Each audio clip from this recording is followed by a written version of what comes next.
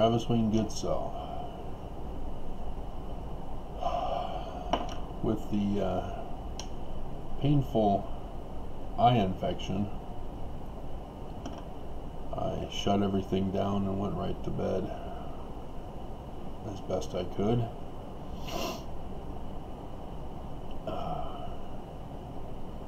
And recently woke up, had a dream that I remember,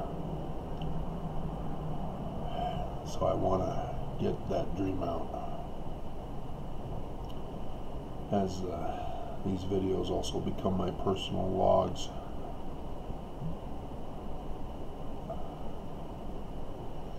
In my dreams,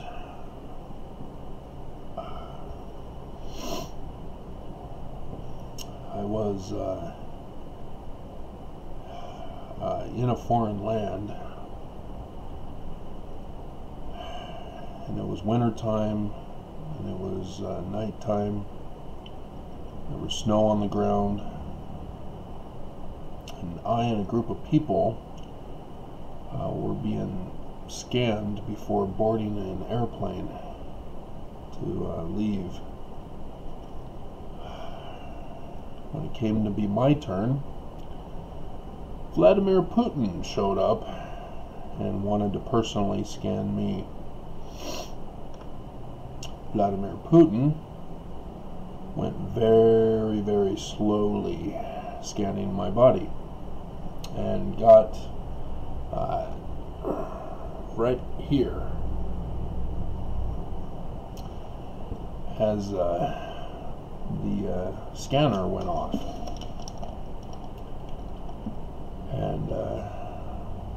and so he's going over it again to confirm. Sure enough, there's something metal in there, and I asked him, is that metal chip? Did you put that in there? And then so he starts talking about how on my mission there was a surgery operation that was performed on me, and goes into great detail about how the surgeon, doctor, female doctor, had made him a mistake, and there was yelling going around for needing emergency assistance, and as he's going into detail about that event, I start to recall it, and I remembered, and so I said, "Did you put that in there?" And he said, "Yes. It was a tracking device." And so I started beating the hell out of him, and had some kind of an object that was narrow, like a billy club or a stick, a branch,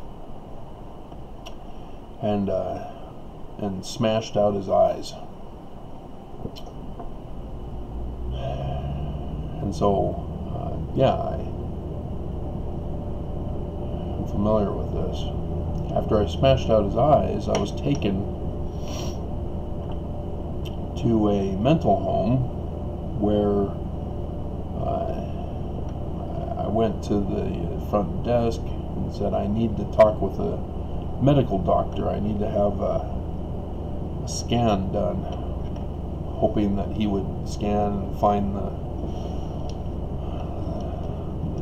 sensor chip, and the young girl was cooperative and tried to go get a medical doctor during shift change, and a bunch of old ladies who were German, who had been involved in World War II, being psychiatric doctors, performing human experimentations on German Jews. I came out in the lobby and we're talking amongst each other, all refusing to do the scan. And then she got a hold of some doctors, but they too refused to do the scan. And then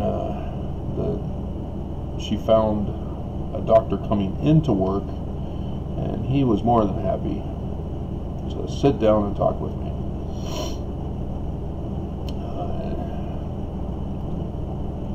Had no interest in performing a scan though, as he first was doing some kind of a prayer, a Mormon prayer of some kind, with his back turned to me. And then a psychiatric doctor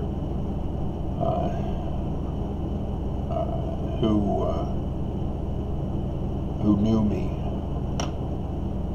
as if I'd been there before, and I may have had that dream of that building, being a patient there. And he says, "Oh, I want to talk with you next." So he's a therapist, psychiatrist. So his intentions were purely evil. So then I left that situation, skipped out on the interview with the therapist, psychiatrist, or whatever, and walked in a door that the scanner went off. And I tried asking the security guards that were right next to it, "Is this a metal detector?" Because I was hoping it would be a scanner proving that I had the device in me, because nobody wanted to listen to me. And they had no clue. They run security at that location and they had no clue. And I was able to get in with a badge. Apparently all of a sudden I had a badge. Also, interestingly, the one lady was asking for my ID at the desk, and I had found 3 IDs, and they were pictures of me with my children as babies. That was very interesting. So yeah, I single-handedly poked out Putin's eyes. If only Republican Trumpists were that excited to attack Putin, just like Americans were about attacking Nazis and going after Hitler.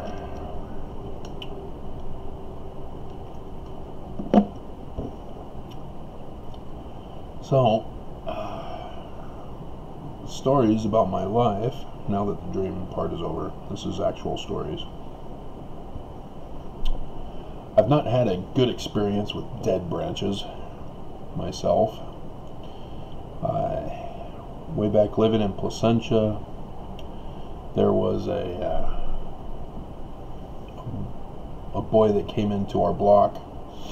He had a stick and he was hitting people with it, causing torture, and my sister Tiffany came to get me,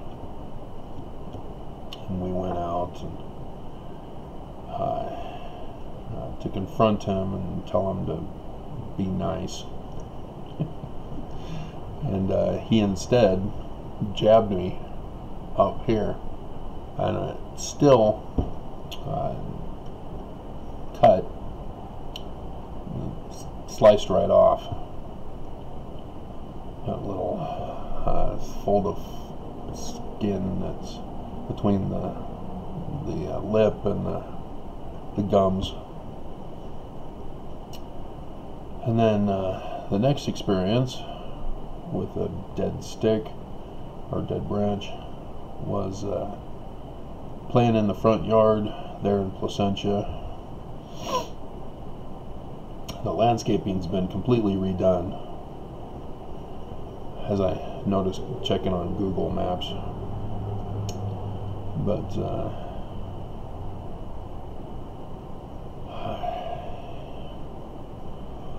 it was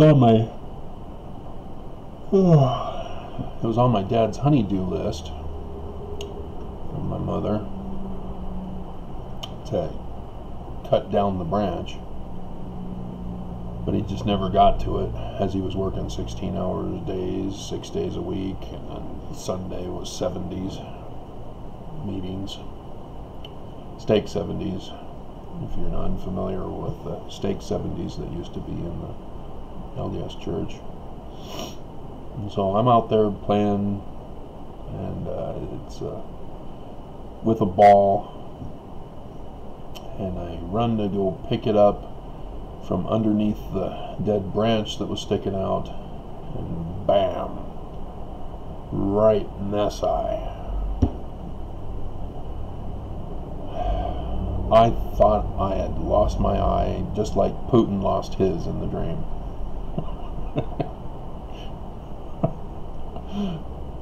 I thought I was going to be forever without an eye. And oh, did it hurt.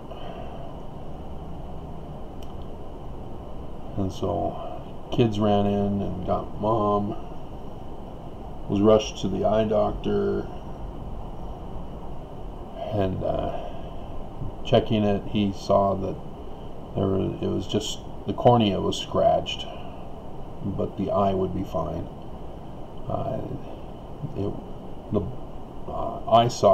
The eye itself is warped also, so it's what's called an astigmatism, and so contacts have to be specifically shaped if they're going to fit that eye when I wear contacts. And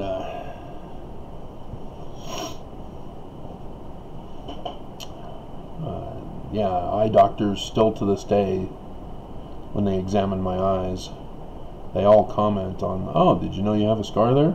"Yep, sure do." And that's where that came from. And so yes, both my eyes have been damaged. One by a dead branch, and this is twice now that this one's gone down with a severe eye infection. But if you remember, today, yeah, still today, was the day that Mars is the closest to Earth. And I told you about Mars being Nelson, and how he's in Pisces, which makes him the Babylonian god Dagon, the fish god, and how there's falling stars all around him, and on the 3rd for conference, the start of conference, the waning moon joined them, and then there was a star that fell from Venus that morning. Was it that morning, or was it a previous morning? It must have been that morning. Oh well, I did the video on it. You'll have to fact check me of which day it occurred. But Venus was over Regulus, the king star, in Leo the lion, which is the symbol of Ishtar of Babylon.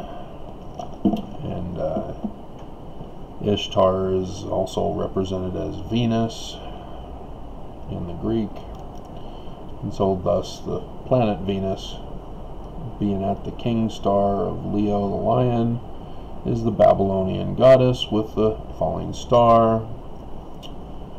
And then we had other falling stars, asteroids passing by the Earth, all sorts of stuff, falling stars. And I've been covering all of them when I find out about them. And so I've told you about the Egyptian stories of Osiris being murdered by his brother Set, who in Paleo Hebrew is identified as Satan, which is King Set, the adversary. Biblical Hebrew scholars didn't tell Nelson any of that. They don't know that either. I'm the one who deciphered Paleo Hebrew. And so Isis, the wife of Osiris, recovers the body from Babel, where a tree, cedar of Lebanon, grew at the coffin when it landed in Byblos. And the servants of Isis went and got the coffin back from the king of Byblos, and the king of Byblos carved the tree into the Dej pillar of Osiris, which is thought for the kingdom of David. And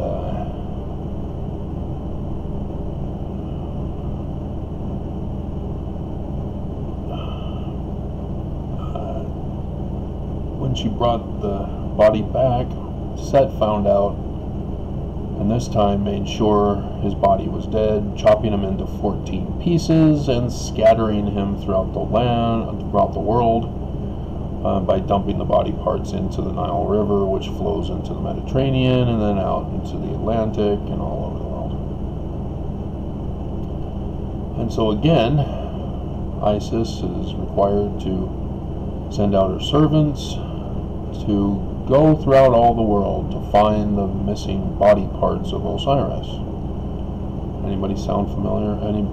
Does that sound familiar to anybody with the scattering and gathering of Israel that CEO President Russell M. Nelson choked big time on?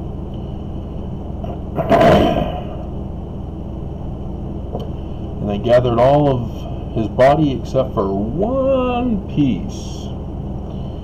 If you're familiar, Jacob, who became Israel, had 14 children for the 13 tribes of Israel, right? Joseph gets a double portion, Ephraim and Manasseh. So 13 tribes, not 12 tribes. And then the 14th child is female. That's the missing piece. And women all know which piece is missing, as men know which piece women do not have. And so Isis fashioned that piece and turned herself into a bird, hovered over the body of her husband Osiris, and immaculately conceived.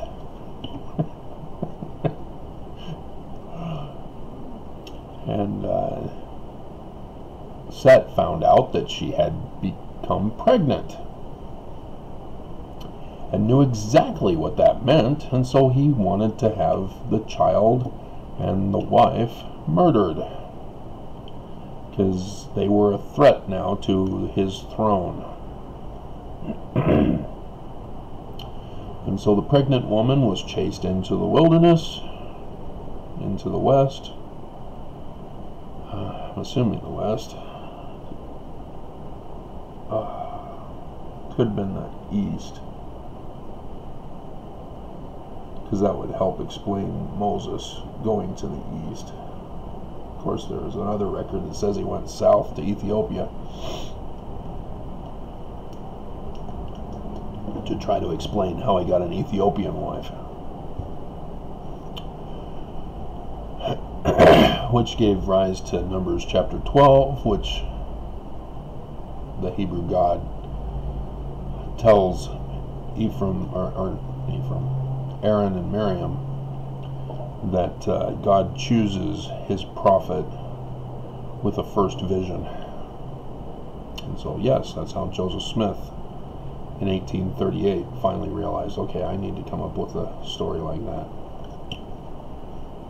And so, yes, the first vision came about in 1838 as Joseph Smith was told not to go to the Methodist Church, forgetting that he actually tried to join the Methodist Church after the death of his firstborn son, as it was Emma's congregation, Emma's family's congregation.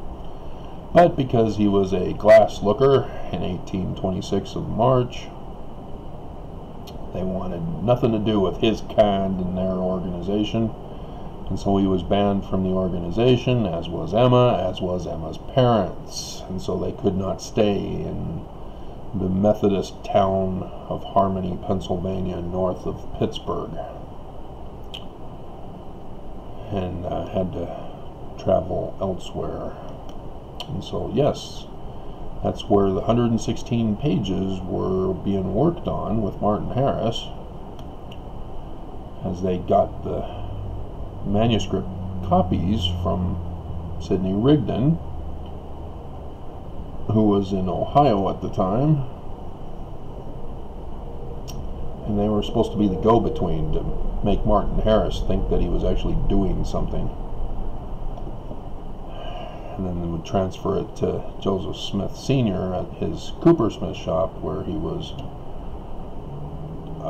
forging printers' copper plates for the print press publication.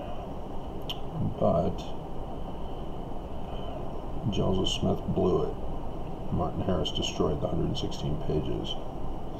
So they had to devise a different plan, and Sidney Rigdon had told them about another book that had never been published, rather than William Morgan's book that they were originally using, which had too much Freemasonry for anti-Mason Martin Harris to handle. And so they decided to use that other book of Sidney Rigdon's, of the late Solomon Spaulding. It had the Nephites and the Lamanites and the Lehites. Lehi and Nephi came from Israel at different time periods, just like the Jaredites and the Nephites and the Lamanites. So they did do some modification, and technically there is no plagiarism. The closest plagiarism is the copying straight over of the 1769 King James Version. But I strayed from Horace, didn't I? So Horace grows up in the wilderness. He is taught the temple rituals because he needs to set in order the temple. Section 85, verse 7, Mormons. And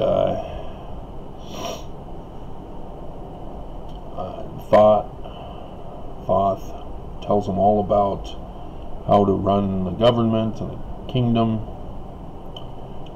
and educates him on that. And so when he is old enough, he then travels back to Egypt, confronts Pharaoh Set, says, "Step down, this is my kingdom. I'm the true King of Kings, Lord of Lords, the great High Priest, the everlasting Father, the Prince of Peace." And Pharaoh says no. And so they have a contest to see who is the rightful Pharaoh. And Isis helps Horus, telling him what to do to try to win the contests, and tells him, give Set a salad and put your special sauce on it. If you remember Jacob being told by Rachel to go give Esau a bowl of porridge instead of a salad with special sauce. to give up his birthright. Yep, that's where it comes from. Because I'm the one who discovered that the Egyptian petroglyphs, of which I deciphered, I'm the decipherer of Egyptian petroglyphs, guys. Those petroglyphs are from where the Bible got their stories from. And thus, Ezekiel 37, when it talks about the time when the kingdom of David will be restored, the two books of Joseph and Judah will be united into one. That's the Egyptian documents. The Book of Mormon calls it the brass plates. Not the Book of Mormon, Mormons. It was not done in 1981. That was not when the restoration of the kingdom was, let alone the Book of Mormon is not the brass plates. It should have been an easy gimme, but there was this one apostle back in 1981-ish, and thereafter, who was going around telling Mormons and in conferences that the Book of Mormon was the fulfillment of Ezekiel 37. You'll never guess which one he is, and I'll give you a hint. He's still alive. He was put in by Spencer W. Kimball along with President Oaks, or now is President Oaks.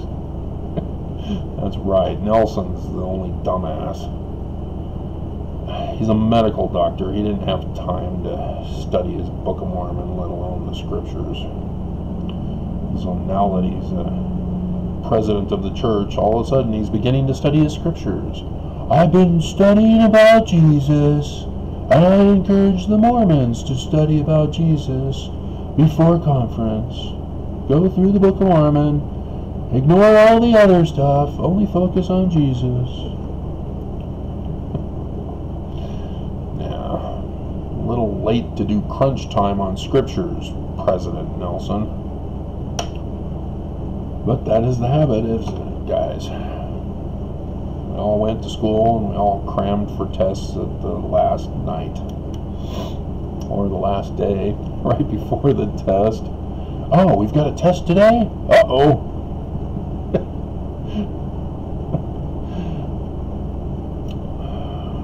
So, yeah.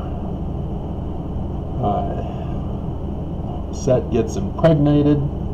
Yes, a man gets impregnated. It's story time. You can tell it any way you want, just like a dream, where Putin's eyes can be poked out.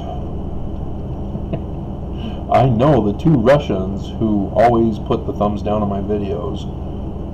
You guys are going to be paying close attention to this video, and you're going to be reporting to Putin, and Putin's going to be pissed. They know me.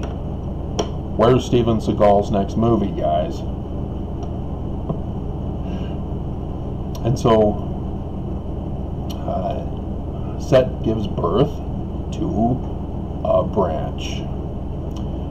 And then Horus was then able to tell Amun, Your Honor, there I am. I'm the branch that Set just gave birth to. You win. You are the true King of Kings, the Lord of Lords, the great High Priest, the mighty God, the everlasting Father, the Prince of Peace. And Set gets banished into the wilderness of the Sahara Desert. And his wife is given to Osiris, because the brother is required by law to take care of the wives of the brothers in the family. If the brother is unable to care for the wife, either through death or banishment in prison or banishment from the society. And Horus restores honor and order and truth and justice to the kingdom as it's restored back to his father's kingdom, the kingdom of David, Thoth. And so, yay, isn't it nice? But at the beginning of the battle between Horus and Set, Horus has his right eye plucked out, and then later in the competition has his left eye plucked out. So that's why all that came to mind, as it's now 9 o'clock, and this is 30 minutes long. And so, plucking of the eyes today. I felt like I wanted to pluck my eye out. It hurt so bad. I still have irritation in it. I need to go back to bed to try to heal it. Oh, man. Oh. So I missed Chris Hayes and Rachel Maddow tonight.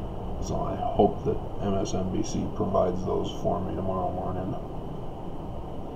I can get caught up. Yesterday she was questioning whether Trump being incapacitated with coronavirus is a national security threat, in the sense that will our enemies decide to attack us during this time period. And so yes, as I'm talking to you, warning you of a sign that's going on Thursday, the 8th, of the 7th trumpet blowing, which is destruction of Babylon. I'm left wondering, will it be an attack? Is Rachel Maddow correct, as I was wondering if that would be one of the possibilities? Or is it a stars falling that Lot and other story examples talk about? Moses even had fire from heaven mingled with hail. So is that going to be what destroys Babylon, which is America as the government and Utah as the religion, Salt Lake Valley? Because yes, the Mormons are the religious evil of America, as the falling star decorates Temple Square, which is the Illuminati, which is that satanic group that plotted way back in the beginning, back on 1st May 1776, to destroy the world and turn it into a new world order, one where agency is taken away. And so yes, the Smiths knew all about this, and that's why they wrote the Book of Mormon. It's because William Morgan had informed them and was in the process of writing the 2 books himself. But the enemy found out about him, had him locked up twice, so that he knew that he was never going to be allowed to write the books. And so yes, that's why Joseph Smith was constantly arrested during his tenure as president of the church and founder thereof, as father had son trying to be prepped to become the leader. And so yes, Nelson is supposed to be the Christ, guys. See, here's the bombshell at the end of the video. And Nelson just choked. Just horribly choked. I mean, it's bad enough they just took away the high priesthood, denying Mormons exaltation, which no Mormon seems to grasp and comprehend. No, I'm still a Melchizedek priesthood holder as an elder. You're just an elder. It's not a high priest. Only a high priest can be exalted. It says so in scriptures over and over and over. But, yeah. It's not the way it was supposed to be. A Melchizedek priesthood holder is the king and high priest, which women are also supposed to have. But the church has really done a number on women, saying, oh, now you get to hold the priesthood by hugging your husband. You get to share in the blessings of the priesthood of your glorious husband, and you must obey him. as I obey him, and there will be joy. Ah, my dulcet darling.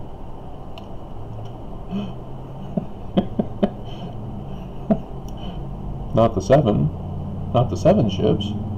What? The 7 ships you sent to go find my dear sweet Wesley? Oh, yes, of course, not them. Certainly not them. True love. So, now let's end this. I should go back to bed.